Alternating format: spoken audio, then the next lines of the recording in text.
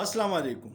یو باچاو وی هغه په دربار کې ناسو نو یو ورځ وزیر ته وی چې یاره د عوام خو رعایه چې دي نه څه فریاد راوړي نه څه خپله مسله وایي چې څه وجه ده.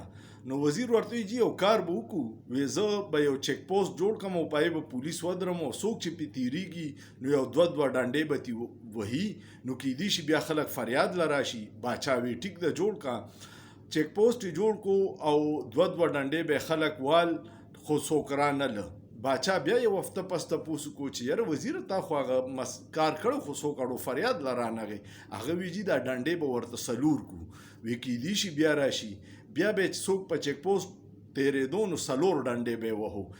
یو ورځ دوه پس چې دا سلسله شروع شوه نو یو څو کسان راله. باچا ډېر خوشحاله شو چې جوړ فریاد یې راوړی دی او زه به اوس مسله حل کم او رعایا به وایي چې باچا صاحب خو ډېر سخي دی.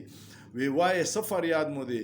خلک چې څوک فریاد له راغلي هغه وی جي زموږ دا مسله ده چې دا کسان دا په چیک پوسټ چې کم کس ولاړ دی او زموږ نه څلور ډنډې وباسي نو دا یو کس دی او موږ ورته په اوږد لاین کې ولاړ یو نو دا خلک راله ډېر کا چې زر مو وهي او په چیک پوسټ تېرېږو.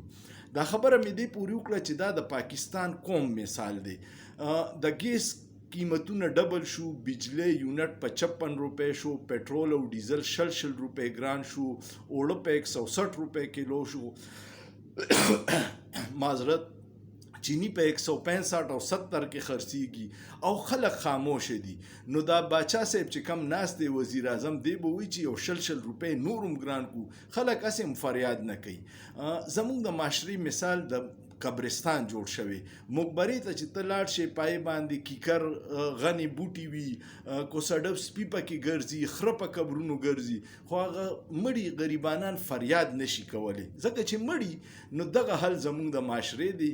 دا یاد ساتئ کو تاسو د خپل حق دپاره ونه درېدئ نو نن پټرول او ډیزل 60 روپۍ ګران شوي، 15 ورځې پس به نورم ګراني ځکه چې ایته پته ده چې خلک یې برداشت کولی شي، څوک فریاد نه کوي. او چې کم قومونه د خپل حق دپاره نه ودرېږي هغوی مخکې نه ځي، هغوی میټاویږي. نو الله دې زموږ په حال رحم وکړي او سوچ پې وکړي، په سوچ کې څه ګناه نشته.